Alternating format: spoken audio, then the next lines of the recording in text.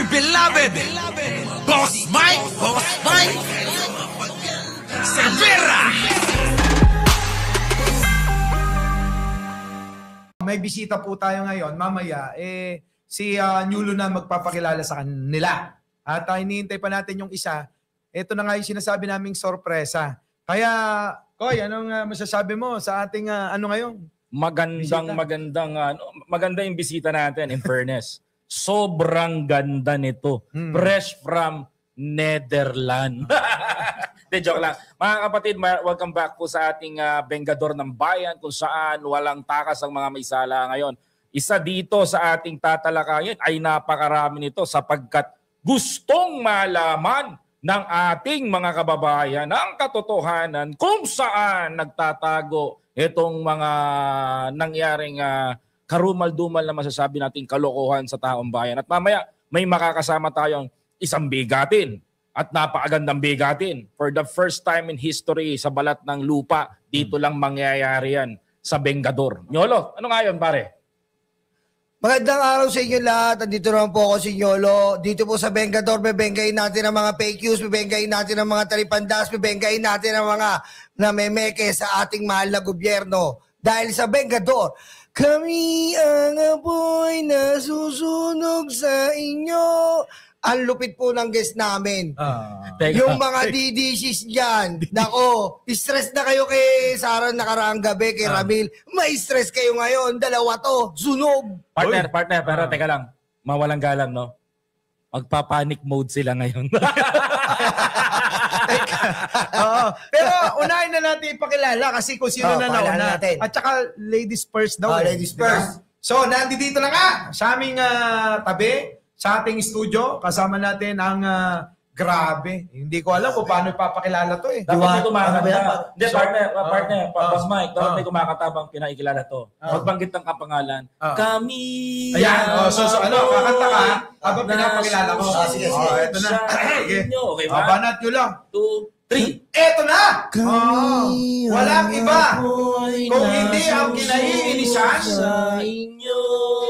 talaga namang nangingisa yung mga DDS dito kapag sumasagot. Oo.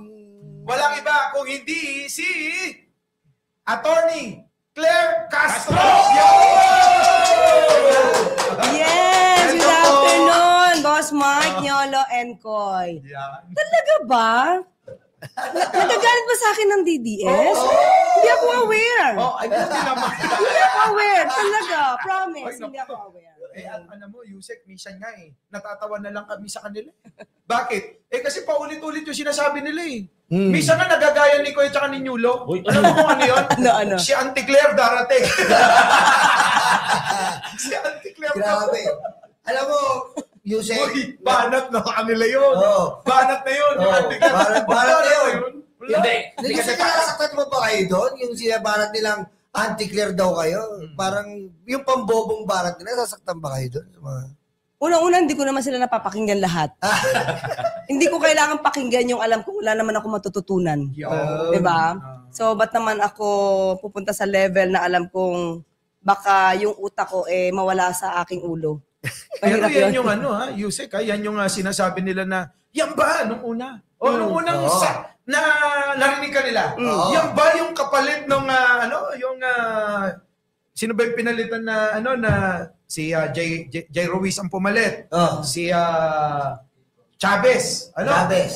Yung pinalitan. Sila ba yung kapalit? Ba't ganyan yung mga sinasabi? Kaya nga. Parang galit. Nagulat sila kasi, di ba noon walang sumasagot para kay Pangulong Bongbong Marcos? Walang mga nagsasalita eh. Pero Boss Mike, di ba, meron kang nabanggit na panaginip mo. Sabi mo nga sa panaginip mo, kung nagkataon na nawala na yung dating kailangan may pumalit na mas matindi. Napanaginipan kasi ni Boss Mike na isang babae daw ang papalit.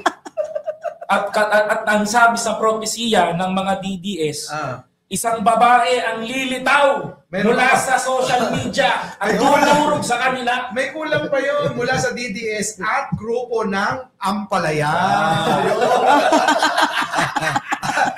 Kilala siguro na Yusek yun, yung Ampalaya na tinutukoy ko. Pero as in, I'm very happy because tinanggap ni Yusek Claire Castro yung opportunity na magtrabaho sa kay Pangulong Bongbong Marcos. Oo. Kasi simula nung dumating si Yusek Claire, aminin natin to, partner, lahat ng bara, lahat ng tinapon nilang tae sa atin, bumalik eh. 3 times sa kanila. Kaya nga kumakain sila ng tae unlimited rice.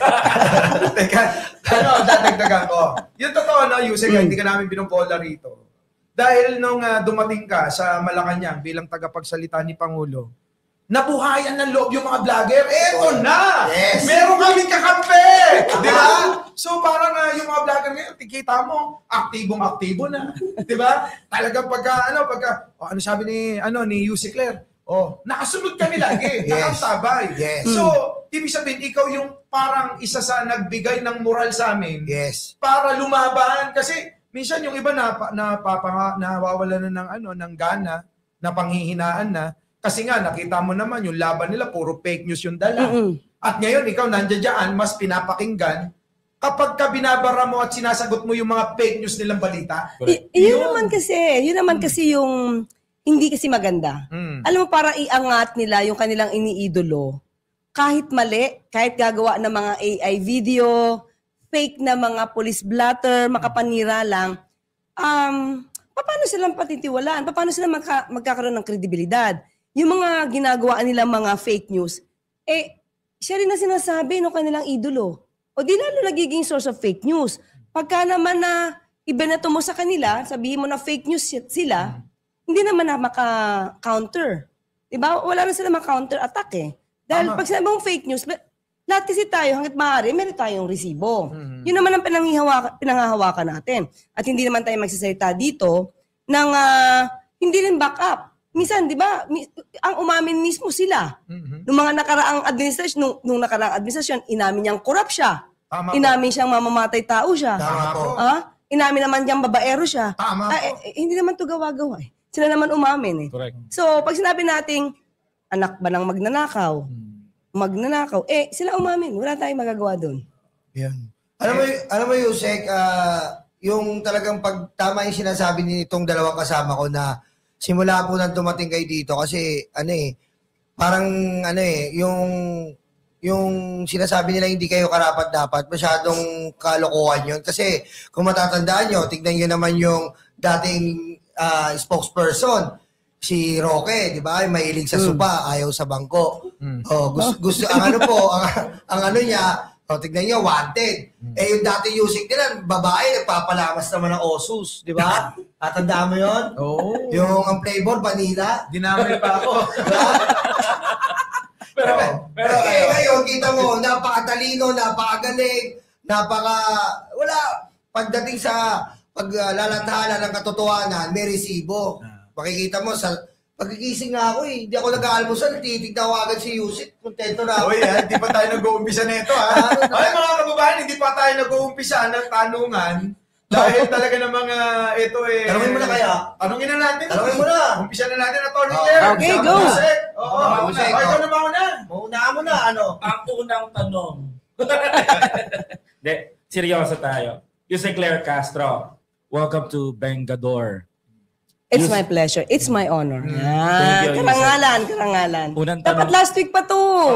Last week na to Yusek, gusto kong marinig sa isang Yusek Claire Castro itong sagot na gusto kong mahanap. At maraming Pilipino ngayon ang nagtatanong sa akin, especially sa amin. And lagi kami nag-aantay sa anong sasabihin ng tagapagsalita ng palasyo. Yusek, binabato tayo ng mga dailies. Let's clarify, dailies. Tinitira tayo dito sa social media. Ang ekonomiya daw natin ay pababa na. At sabi nila, binibenga ho tayo ng binibenga sapagkat Yusek, dahil daw sa gusot na nangyayari sa mga flood control issues. Yusek, ano pong masasabi nyo dito sa mga bumabanat sa atin? Hindi naman mapapasbalian. Hindi natin mapapasinungalingan na talagang medyo bumaba ang ekonomiya. Bakit? Hindi lang ito dahil sa mga anomalyang flood control projects. Ilang lindol ang Sunod. ilang lindol yung nagpadapa sa ibang mga lugar sa Pilipinas. Ilang bagyo ang dumalaw at ayaw natin ng pagbisita nila. Malalakas na bagyo, hindi ordinaryong bagyo. Gastos ito. Pera ito. Pondo. Ilang ayuda ang binigay ng Pangulo sa mga naapektuhan. At hindi nagsasawa ang Pangulo na magbigay ng ayuda. Parte ito. Alam natin yan. At of course, may mga anomalya tungkol may mga issues about mga anomalyang flood control projects. Pero, ang tanong dito, kailan ito dapat tutukan? Kung nung nakaraang administrasyon, maraming ghost projects inamin ni dating Pangulong Duterte. 2020 pa, marami ng ghost projects. Nagpa-imbestiga ba siya? Yan. Di ba? Nabanggit na yung pangalang Eric Yap noon. Opo. Nabanggit na. Hindi ba siya pa ang nanakot kay Belgica na parang siya pa ang ididimanda dahil sa sinabi? Tanong natin, nakapagdemanda ba sila dito sa issue ni Eric Yap? Pero bakit pinili ni Pangulong Marcos na ngayon itututukan? Kasi walang tumutok. Walang gumawa. So gusto ba natin na pagtakpan na lang ng Pangulong Marcos Jr. ang nangyayari para bumango ang kondisyon ng Pilipinas? Maapektuhan at maapektuhan to. Bakit? Issue to ng korupsyon. Pero pinili niya, nagkaroon siya ng right decision. Hindi popular, maybe, dahil makaka-apekto sa ekonomiya. But this is the right decision na ginawa ng Pangulo. Maapektuhan na maapektuhan, pero dapat malaman ng taong bayan ano ang nangyari sa pondo, managot ang dapat na managot. Yun. Kasi, Yusek, kita mo naman, si Pangulong Bongbong, yung bang makikita mo sa kanya yung sinseridad, kung paano siyang mag-deliver ng mga mensahe na gusto niyang mangyari. Hindi po yung makikita mo na binobola lang tayo . Yun nga yung pagkakaiba nung nakarang administrasyon na presidente at sa ngayon. Si Pangulong Bongbong tahimik, pero meron pong deliver sa tao. Unlike noon na talagang bibilib ka kasi bago sa pandinig at sa mata na may presidente na matapang daw, na nagmumura, na talaga namang galit na galit, yung pala, ningas pugon lang. Alam mo, partner, madagdag ko dyan sa sinabi mo. Tama yung sinabi ni Yusek Claire, tama rin yung sinabi mo. According to the former spokesperson ni dating Pangulong Rodrigo Duterte, na si Attorney Sal Panelo, ang sinasabi niya doon sa isang TV interview with Attorney Jesus Palces, ang binibida ni Panelo, sabi niya, si Duterte, tinatanggal niya yung mga kurap. Tinatawanan siya ni Jesus Palces. Grabe, partner, makwento ko lang tinatawanan siya kasi kitang-kita ng tao na nilalaglag ni Atty. Panelo yung dati niyang boss na ay pagkurap pala si Duterte hindi pinakukulong. Unlike kay Pangulong Bongbong Marcos, pagkurap itong kontraktor na to, kurap itong politiko na to, pinakukulong. Di ba? Yun ang nakita ng taong bayan ngayon, yung difference ng Duterte administration and ng administration ni Pangulong Bongbong Marcos. Dahil kay Panelo. Yeah. At meron pa ngayon, Yusek baka hindi nyo pa alam. Si Panelo kausap mo yan? Hindi. Kasi Bakit? parang makabongbong na makapangulo na ng Marcos Jr. na. Baka nakita naman niya kasi talaga ano yung ginagawa ng Pangulo ngayon. So hindi natin masisisi. Siguro nagpapalabo lang naman sa mga ginagawa ng Pangulo ngayon yung mga obstructionists, mga destabilizers na ang gusto talaga makuha yung posisyon ng Pangulo. Lahat, tingnan natin, ang dami ng ginawa ng Pangulo pero yung ibang itong mga taong ito, parang bulag. Parang ang tagal natulog sa kuweba na hindi alam yung nangyayari sa Pilipinas, na ang Pangulo yung nagtatrabaho. Hindi nagbabakasyon. Hindi pumupunta sa 17 countries or 16 countries. Diba? Na 2 times nag-world tour, hindi ganyan ang Pangulo. So, ito pa, ang gusto kong ipaalam, tandaan natin, yung good governance. Iba yung good governance na salita lang. Iba yung good governance na may aksyon. Ang Pangulo, good governance with action. Kasi ang daming ng good governance, tapos wala namang action. Ay, hirap nun. Dapat good governance with action. Parang Yusek, narinig ko yan, sabi dati. Ang Pilipinas, ginawa kong maganda. Pero Yusek balikan ko si Balikan ko si... Kuwang ko Balikan ko yung bata mo. Si Panelo. Yusek, sabi ngayon, no? Oo. Ewan ko ba sa mga nagsasabing week leader daw yung si Bongbong. Ako hindi ako naniniwala ang week leader yan. Ngayon, sinasabi pa na magaling yan. Sinabi yun. Quote in quote, magaling yan. Diba? Ngayon, Yusek, si Panelo na lang ang may utak sa mga DDS na nakikita ko, sa totoo lang Bukod doon, meron pa po kayo nakikitang iba? Sa ngayon wala. Kasi diba? kung bukas ang mata at isip ni Atty. Panelo, ay masasabi natin na gumagana ang kanyang katalinuhan. No, diba? Sasabihin nila na weak leader, Oo. walang ginagawa, teka lang. Sino ba yung nasa ICC? Kaya nga. Yo. Sino ba yung nasa Pasig City Jail? Sino ba yung dating pastor? Di ba? Sino nasa na ba si Congressman Teves? Si Alice Guo. Alice Guo. Saka ba't ang daming nagtatago? Nagtatago sila sa weak leader? Tama. Parang namang napaka-ironic naman. Yung weak leader, kasi pinagtataguan mo? Hoy, si Roque, huy, weak leader nyo. Tatakot kayo sa weak leader. Oo, balik na, weak leader naman pala. Okay. Weak leader daw, Digong. Ang sabi ko kay Roque, umuwi ka na ng Pilipinas. Wala kang silbi dito sa Netherlands. Makulong man ako dito, mahaba ang panahon, umuwi ka na! Naku, wala palang cognitive impairment.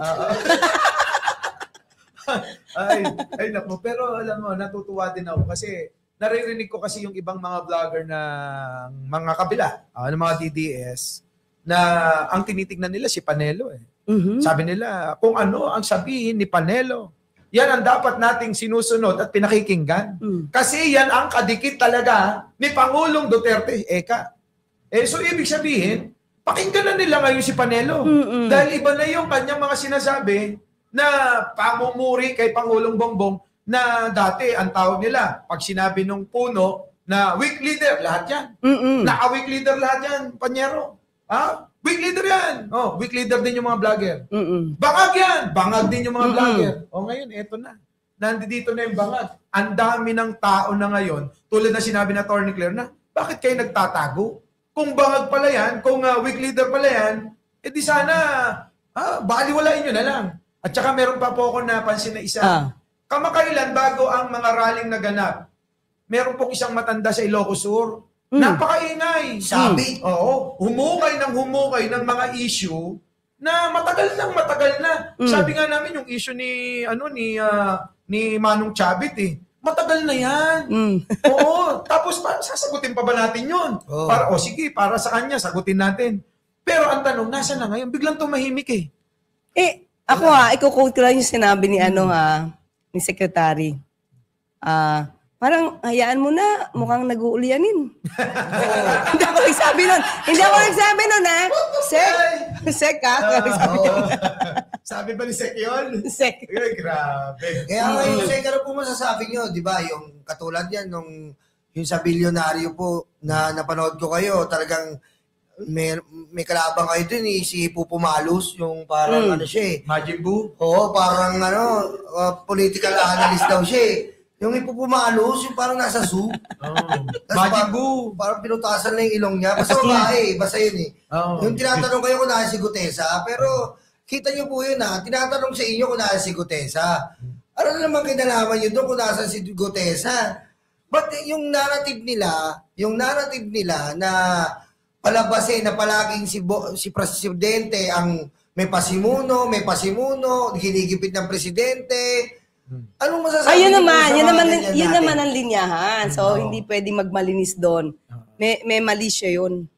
May mali siya yun. At considering na iba ang nagdala, kaya nga. Iba ang nag-prepare ng affidavit kasama. Kasama si Mike Defensor. Inamin naman to. Hindi naman nila makakaila to. Inamin to ni Mike Defensor. At dinawit niya pa si Senator Marcoleta. Magkakasama sila na tinulungan nilang gumawa ng affidavit. Tsaka Yusek, may bago lang yung interview ni Mike Defensor kay Boy Abunda lahat na daw ng Kongreso, dinamay niya na. Lahat daw ng Kongreso ay may 25%. As in lahat, pati DDS, Congress. Para daw sa? Para daw sa kaya daw po, nakalusot yung budget kasi nga, yung dahil sa impeachment, nagbayad daw ng 25%. Dahil may 25% daw lahat. As in lahat na sa Boy Abunda interview. Sususugan ko, attorney. Baka naman nung panahon niya kay Gloria. Ay. Diba? Dahil congressista siya, nung panahon ni Gloria. Oo. At di ba parang binabato sa kanya yung issue na nagdadala lagi ng false witness?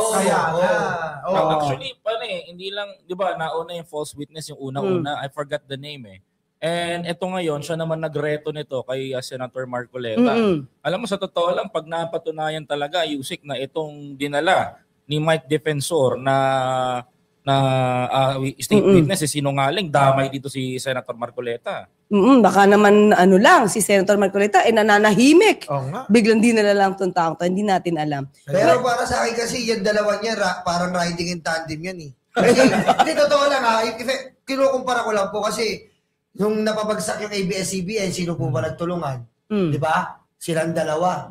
Kaya may nakaraan na sila So, sa mga ganyang bagay, madali silang mag-usap. At ngayon nga, si Gutesa, nababalitaan natin, nagtatago daw sa may piluka. Sino saan kaya yun?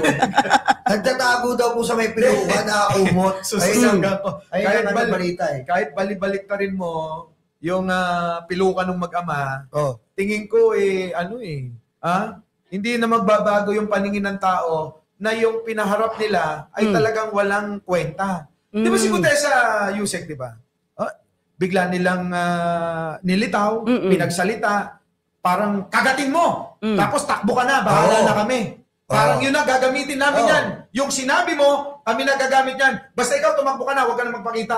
Parang ganun lang. Parang ganun yung lumalabas kasi ang pinakahuling pang interview kay Mike Defensor, sinabi niya, alam niya yung whereabouts nung Gutesa di ba? Nasa mga kabaro niya daw. So in other words, bumaligtad raw, Yusek. Diba? Yung sa rally ng sinabi niya, Gutesa, naiintindihan ka namin, bumaligtad ka na.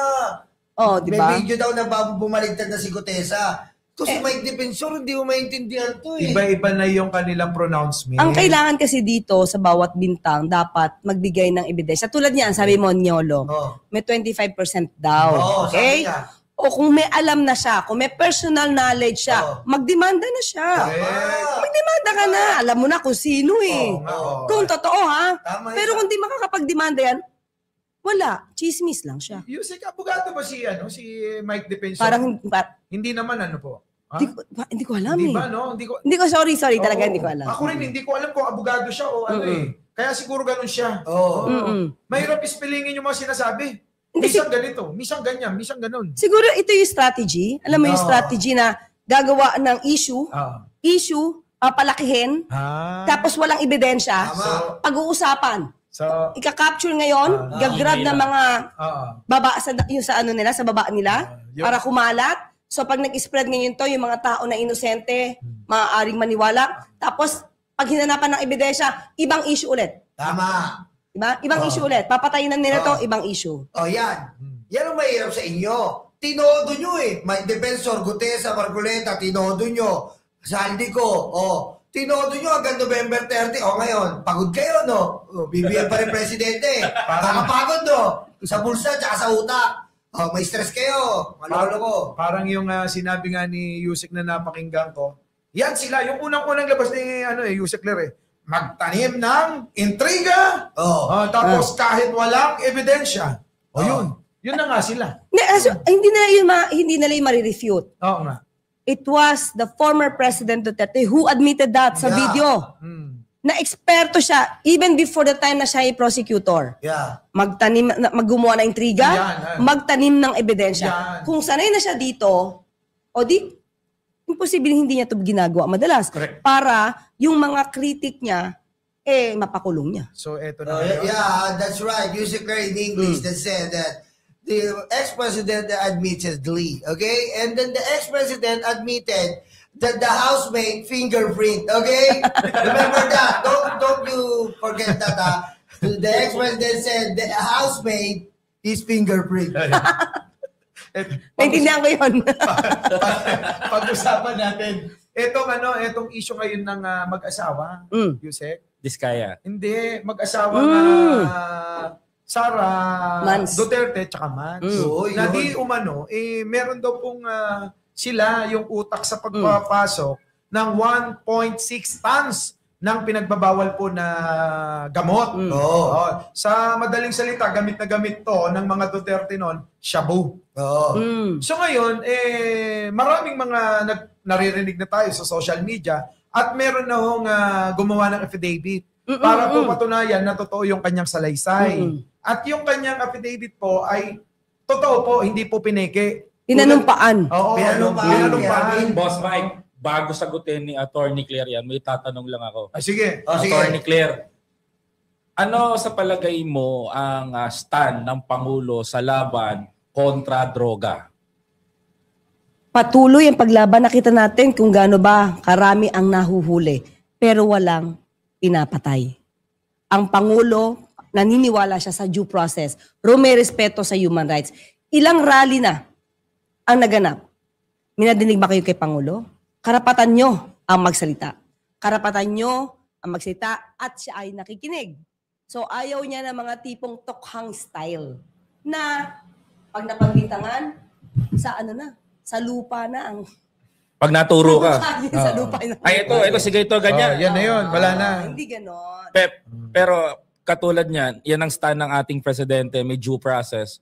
Ano naman ang stand niya sa issue ng mag-asawang Sara Duterte at Mans Carpio? Na allegedly, kagaya sa tanong ni Boss Mike, allegedly na pinagbibintangan na di umano ay itinuturo. Na nagngangalang Ramil Madriaga. Ayan. Well, ang Pangulo naman kasi, kung may ebidensya, dapat tanggapin ang ebidensya. Pero hindi naman agad, ang Pangulo hindi naman to judgmental. Kung ano yung madinig. Diba? Sabi niya, ang pag-file ng kaso ay hindi pang optics lang. So, kung may ebidensya, at kung may magsasampa ng kaso, imbestigahan. Yun naman yung sa Pangulo. Hindi siya yung tipong vindictive. Hindi siya ganun. Na pagka, kunyari, naging kaaway niya, parang yun ang sisira niya. Hindi ganun.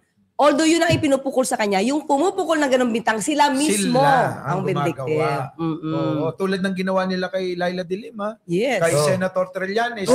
Ay, attorney may tumawag po, okay lang ba sa inyo na dumating si Senator? Of course. Kasama natin dito? Oo naman. Diba? Yan, So, ayos. kababayan, parating po si Senator Trillanes. Ayan mo, Napanood kasi na naka-live tayo. Naka-live tayo Chinat ko, kaya Alam mo, kanina, habang nag-uusap, dudot ako dito, kausap ko. Sabi ko, nandito na si Yusek Claire Castro. Ay, sige, pwede ba ako mag-ano? Sige, sabi ko, punta ka dito. Hindi, saka maganda na nandito si Senator Trillanes dahil even before, bago lumantad si Madriaga, nakwento na to ni Senator Trillanes.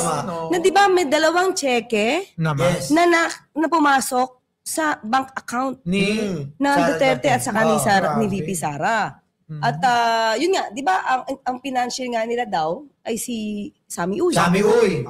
So marami nang naibunyag si Senator Trillanes bago pa dumating si Madriaga. So anong nangyayari gano'n? Yung sasabi ngayon ni Senator Trillanes, may nagpapatotoo.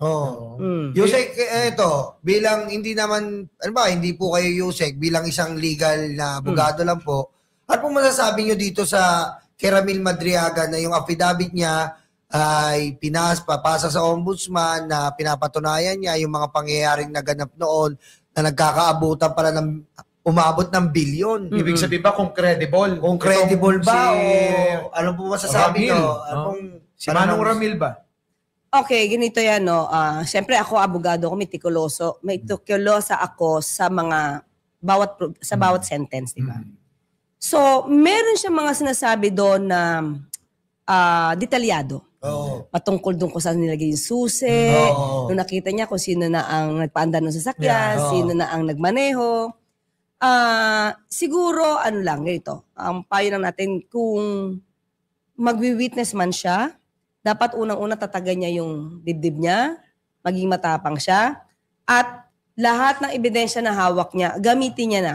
Kasi kung ako ang magiging lawyer nung kabila, talagang pag kinross-examine ko yan, bawat sentence niyan, iisa-isahin ko yan. So, dapat ready siya for that.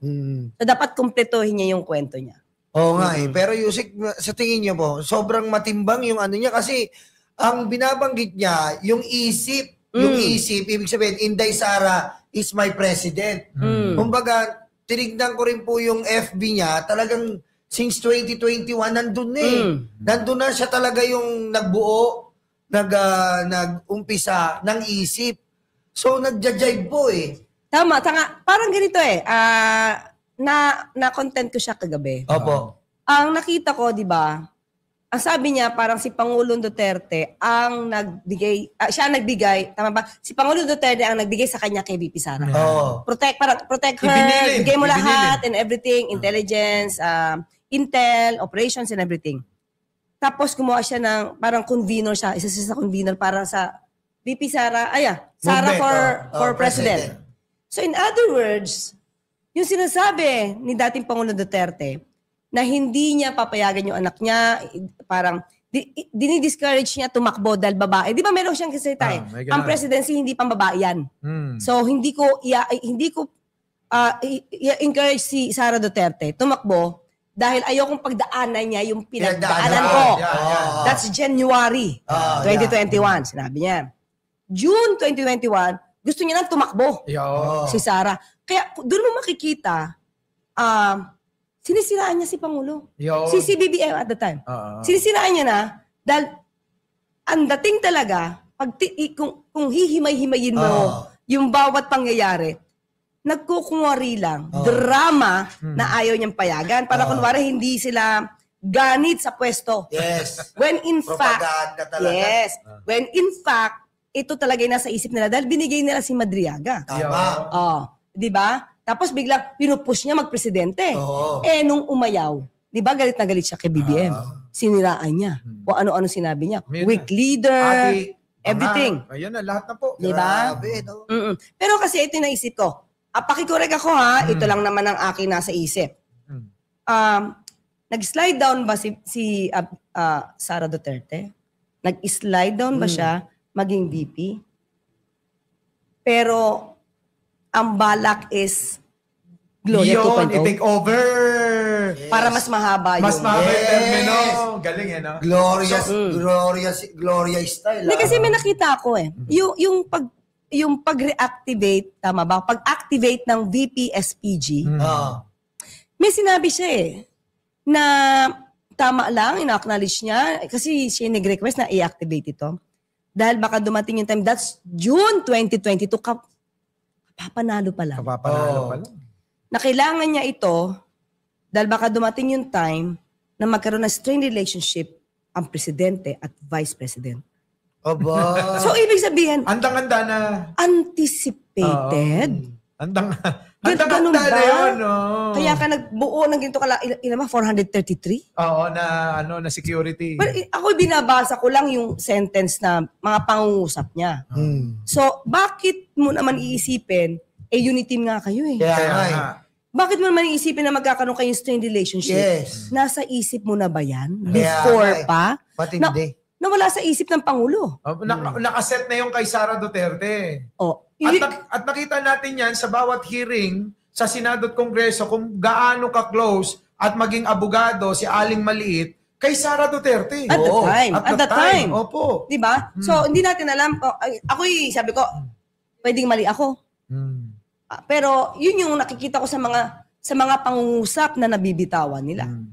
So, ito bang pang-aaway niya kay Pangulo? Ang Pangulo hindi naman nakikipag-away. Oo nga. Yung pang-aaway niya ba sa Pangulo or nagagalit sa Pangulo ay sa start drama.